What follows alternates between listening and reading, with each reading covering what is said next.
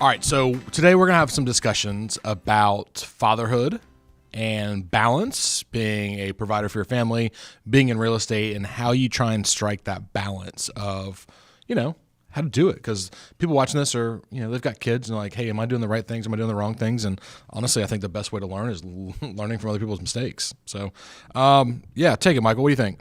Yeah, cool. Great topic. Important topic. I think for me, the first thing is you have to figure out what your priorities are in your life. If your priority is your job, then your family's probably going to suffer a little bit. If your priority is your family, then your job may suffer a little bit.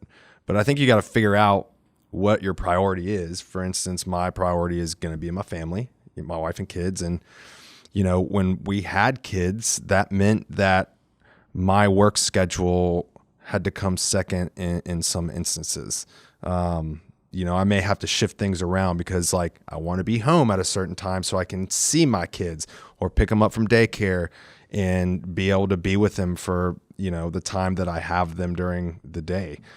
So that's important to me. And that means I can't have a 5:30 happy hour anymore, which was 4:30 happy hour. Yeah, anymore. no. Yeah, you know what I mean? Which is maybe I can some days, but I can't every day, Yeah, but for the people watching, let's go a little bit deeper on it. What are some things you have done, and Travis, you as well, to balance that? Because, we always say real estate's a lifestyle. So you can go to the happy hour, but what do you have to do to not get permission? We're not trying to be those guys, but you got to give to get, right? Even in relationships. So how do you do that? Tangible things people watching this go, oh, got it. Yeah, I think I think you're searching for that balance, right? And so it's going to look like that. It's going to look differently for each entity, each family. So I think for us, I know when I have that evening happy hour, that evening appointment, I may be able to scoot out and pick up kids from school, sure, so that my wife can continue working and she's not interrupting her day, right? In that scenario, so. Having a spouse that understands that your job is not the 9 to 5, and then sprinkling in the times where you can be supportive and taking the opportunities to build your business, as those come up. All right, so I'll go answer my own question since y'all can't. I'm kidding. It's a joke. I work out at 5:30 in the morning. You don't. I get that, but for the majority of people, I feel like if you're a spouse, right? You're the non-childbearing spouse, however you want to classify that, and you want to still get a workout in. I have found it is easier to get up earlier, go work out, and then I'm back right when my kids are waking up so I can help, right? So that got me trained to F3, right? Because I always did the workouts at 5:30 in the morning. You're done in 45 minutes and you're home, so your spouses and everybody are getting ready. That's one of the trade-offs I'm talking about, little hacks, if you will. We're talking about practical things. Well, practical, yeah. I mean, they don't care about your feelings. They want to know how they can kind of help reiterate this a little bit. Yeah. So practically, Google Calendar is a lifesaver for my wife and I. Yeah. I don't see how people function without a shared calendar. See, we don't, because my wife's a therapist and I can't see her clients, and it is hard. But yeah, I hear you. So we have a shared calendar so she can see when I have something, and we talk she can about see it. Mine. That's true. We talk about it on Sunday. It's okay, what days are you going to be home for dinner? So practicality, Sundays or one day a week. Meeting. Talk about the week coming up. Who's going to be when, where, and when. Correct. And then we share our calendars so that she knows. When I have meetings, she remembers. She can jump on at any time and see, oh, yeah, Michael has a meeting tonight, so that means I'm getting the kids. And, right. Okay. That's a great practicality. What you got?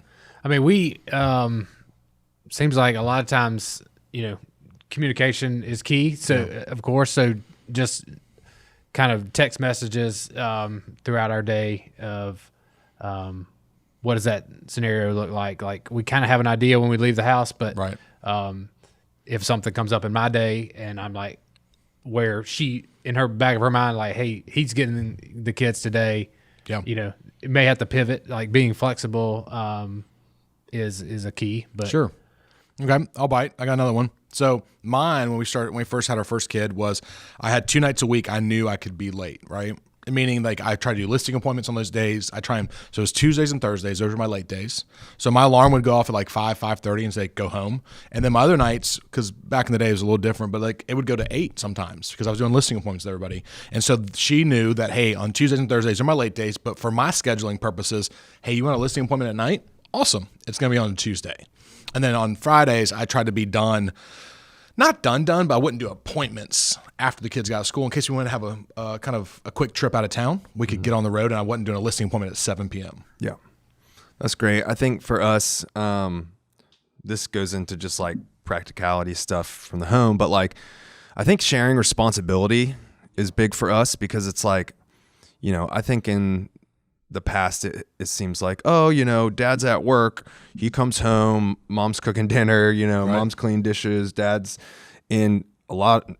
Nowadays, both parents work. Like my wife works, right? Yeah. So my wife cooks dinner most of the time. I do the dishes every night. It's like that's our thing. And if I wasn't doing dishes and she was doing dishes, she'd probably be a lot more pissed that I was out late twice a week on appointments. Yeah. But because I'm doing the dishes and I'm sharing the load. And, if I put Riggs to bed, which is our 1.5-year-old, she puts Jack to bed, which is our 4.5-year-old. If she puts Jack to bed, I put Riggs to bed. Right. It's just like, we should share the responsibility. Yeah. I think 2 other things that really changed our relationship trajectory was hiring a house cleaner. At first she didn't want to. That's a big deal. She's like, no, we're good.